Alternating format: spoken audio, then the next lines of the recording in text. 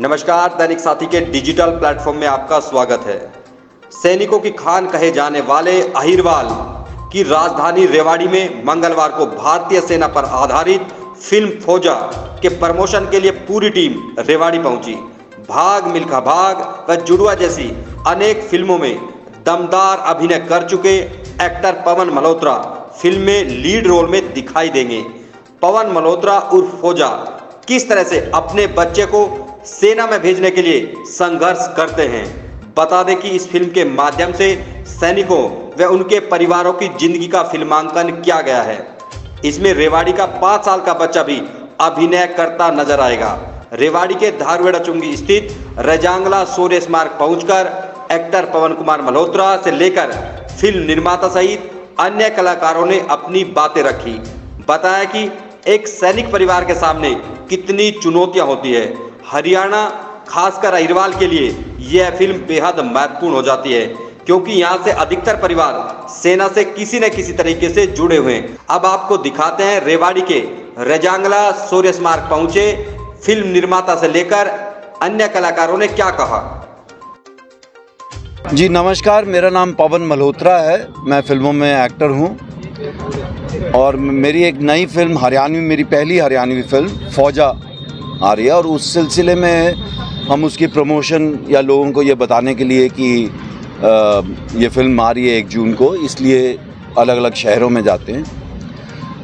पर इसका एक बहुत अच्छा हिस्सा जिसके लिए मुझे दिल से बहुत खुशी है, मैं इस वक्त रेवाड़ी में हूँ और ये स्मारक है यहाँ पर अहिर धाम 0 लिखा हुआ है यहाँ, और क्या बोलते हैं रजांगला स्मारक, शहीद स्मारक, रजांगला शहीद स्मारक।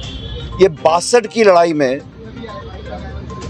114 लोग हजारों लोगों से लड़े हैं। इस तरह की बहुत सारी कहानियां हैं और हम इन वीरों को भूल जाते हैं। या बहुत सारे यंगस्टर्स कहते हैं खड़े हैं तो क्या हुआ, भूलिए मत। आज ये जो हम यहाँ पर ये माइक लगा है और ये वीडियो कर रहे हैं ना, ये इन्हीं की बदौलत है। और ये मैं हमेशा बोलता आया हूँ, हम सोल्जर का, डॉक्टर का, टीचर का देना नहीं दे सकते। और हमारा सोल्जर 47 से जब से आपको आज़ादी मिली है खाली बैठा नहीं है, ना बॉर्डर पे ना देश के अंदर। और जहाँ भी दिखें खड़े होकर ताली बजाइए, जहाँ भी दिखें अगर उनके लिए खड़े होने की जगह दे सकते हैं तो दीजिए।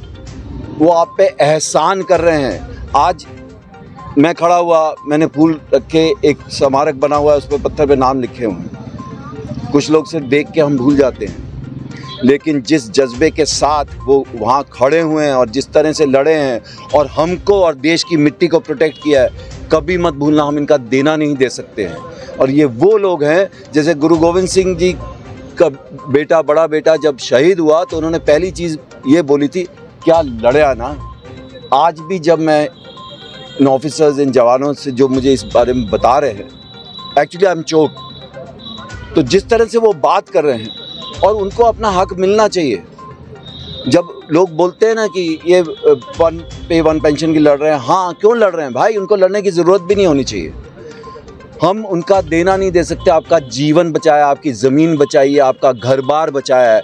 और ऐसे देश में जो हर तरफ से घिरा हुआ है, एक दिन के लिए इनको हटा लीजिए, आपके घर में उठा के ले जाएंगे आपको। तो जहाँ भी दिखे नतमस्तक होके प्रणाम कीजिए। और मैं बहुत खुशकिस्मत हूँ कि रेवाड़ी में इस जगह पर आया हूँ जहाँ घर घर से एक जवान है, घर घर से सेना है। और मैं इन सबको सैल्यूट मारता हूँ। और हमने एक छोटा सा कदम उठाया है फौजा जैसी फिल्म की, जो कि सारी फौज को समर्पित है, वो तो ज़रूर देखिए।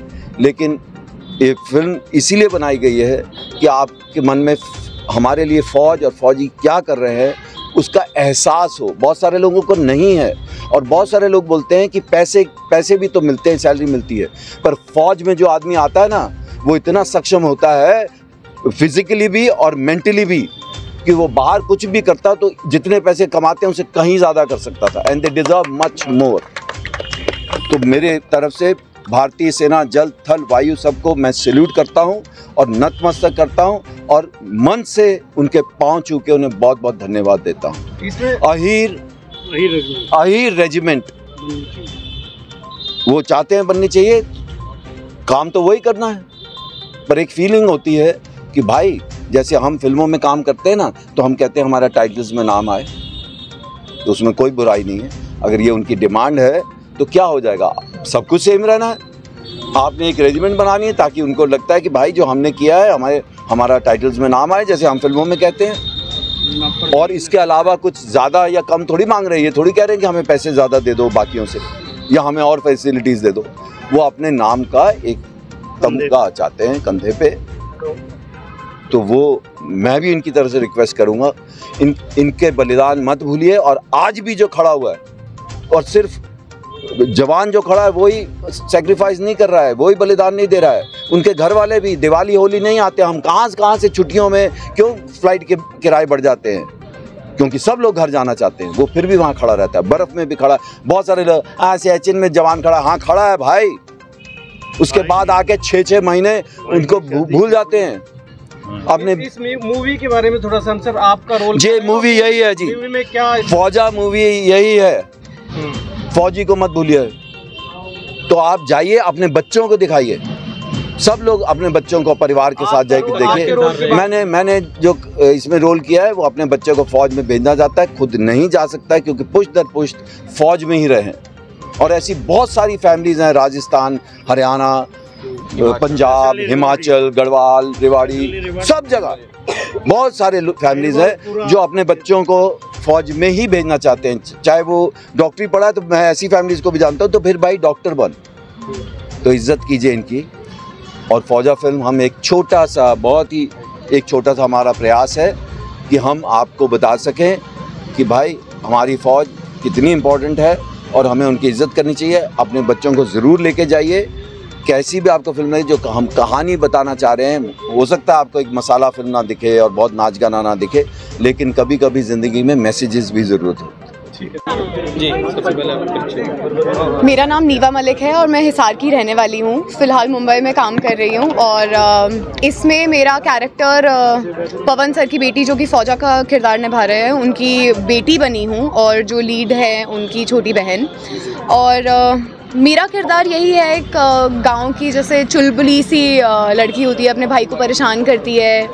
और पूरी मूवी के दौरान यही होता है कि जो भी हम मैसेज सोसाइटी में भी देना चाहते हैं कि जो हमारी एज ग्रुप है, जो हम यूथ हैं, वो हम कई बार नहीं समझ पाते कि हमारे पेरेंट्स के क्या इमोशंस होते हैं या हमारे पेरेंट्स हमसे क्या उम्मीद रखते हैं। तो इस मूवी के दौरान भी हम यही बताना चाह रहे हैं कि कैसे जो फ़ौजा बने हैं इसमें, वो खुद फ़ौज में नहीं जा पाते किसी भी रीज़न से, तो वो अपने बेटे को भेजना चाहते हैं। तो इसी दौरान कैसे मैं अपनी बहन होने की भूमिका निभाती हूँ, कैसे उसको सपोर्ट करती हूँ और कैसे मैं भी चाहती हूँ कि मेरा भाई भी फ़ौज में जाए। तो ये मेरा किरदार है और इस मूवी के तहत हम यही मैसेज देना चाहते हैं सोसाइटी में कि जो सोल्जर्स हम लोगों के लिए करते हैं या जो लोग उधर बॉर्डर पे खड़े हैं, उनका एहसान हम पूरी ज़िंदगी कभी नहीं भूल सकते। और जो वो कर रहे हैं उनकी वजह से ही आज हम जो अपनी लाइफ में वो कर पा रहे हैं। सो आई होप आप लोगों को हमारी मूवी बहुत पसंद आएगी। प्लीज़ अपनी फैमिली को जाकर ले जाइए 1 जून में in your nearest theatres. Thank you. Okay, तो भाई सर, मेरा नाम परवेश राजपूत है और मैं धनुंदा गांव का रहने वाला हूं, कनीना के पास पड़ता है। और मतलब आप अगर देखो ना, तो हरियाणा में फ़ौजियों की यहाँ पे फसलें उगती हैं, स्पेशली अपना ये जो वाला एरिया है यहाँ पे। तो आसपास जब आप शाम को खेतों में जाते हो और मैदान में जाते हो तो आप देखते हो कि वहाँ पे बच्चे दौड़ रहे हैं। तो फ़ौज यहाँ पे एक जज्बा है, एक इमोशन है जो खून में बहता है। तो ऐसा तो कुछ नहीं है कि सोच के लिखने की ज़रूरत पड़ी, क्योंकि ज़मीनी कहानी कहनी थी। और जब हरियाणा का नाम आता है तो जय जवान और जय किसान, तो ऐसी कहानी जो किसानों के लिए भी हो और जवानों के लिए भी हो। तो और जब हमने इस कहानी को लिखा तो दिमाग में बस एक चीज़ थी कि बहुत ही ऐसी कहानी लिखनी है जैसे नदी का भाव होता है ना, वैसे कहानी भाई अपने आप, और बहुत ही वास्तविकता के बहुत करीब हो। ऐसा ना हो कि हमने भाई ऐसा कुछ लिख दिया जो समझ में नहीं आ रहा है, कि रिलेट ना करे ऑडियंस। तो आप जब सब पत्रकार लोग इसको देखोगे, ऑडियंस इसको देखेगी, तो इस फिल्म की खास बात यह है कि इसमें छोटे से छोटा बच्चा, अगर वो 5 साल का है ना, वो भी देख के एक बार तो उसकी आंखों में आंसू आ जाएंगे। और 50 साल का 55-60 साल का आदमी भी देख सकता है, पूरे परिवार के साथ देख सकता है। फौज पर पहले भी काफ़ी फिल्म बनी है, इसमें ऐसा क्या अलग देखने के लिए मिलेगा? ये हरियाणा की असली फ़ौज की कहानी है। पहले जो फिल्में बनती है ना, वो ऊपर ऊपर से कह के चले जाते हैं, नेशनल लेवल पे बनी है, लेकिन हरियाणा में फ़ौज पे अभी ऐसा कुछ बना नहीं है। और हरियाणा में पहली बार ऐसा कुछ बना है। जब आप देखोगे तो धरातल की कहानी है, जो परिवार हमने दिखाया है, जो फ़ौज का लड़का दिखाया है, उसकी एवं शादीशुदा ज़िंदगी दिखाई है, तो आप देखते हो कि यार ये तो मेरे पड़ोस की कहानी है, या ये तो मैं देखते हुए आया हूँ। और स्पेशली मतलब मेरे जो गुरु रहे हैं वो सतीश कौशिक जी रहे हैं, अभी इस दुनिया में नहीं है, लेकिन उनका आशीर्वाद हमेशा साथ रहे। वो हमेशा कहते थे कि बेटा कहानी में हमेशा ना गीलापन रखना। तो ये कहानी जब लिखी ना, तो पेपर पे भी गीलापन था, लिखते लिखते आंखों में आंसू आ जाते थे कि अरे यार। और उम्मीद अब मैं यही करता हूँ कि जब आप लोग इस फिल्म को देखने जाओगे तो लिखते लिखते आपके मतलब देखते देखते आपकी आंखों में भी आंसू आ जाएंगे इस फिल्म को देख। मेरा नाम प्रमोद कुमार है। मैं इस फिल्म का डायरेक्टर हूँ। मैंने फिल्म निर्देशन किया है। तो ये फौजा फिल्म जो है 1 जून को रिलीज़ हो रही है और ये लगभग 10 राज्यों में हम इसको रिलीज़ कर रहे हैं। हरियाणा के लगभग 40 से 50 सिनेमा हॉल में ये रिलीज़ हो रही है। हर शहर में, हरियाणा के हर डिस्ट्रिक्ट में ये जहाँ भी संभव हो सकता है हम इसको रिलीज़ कर रहे हैं।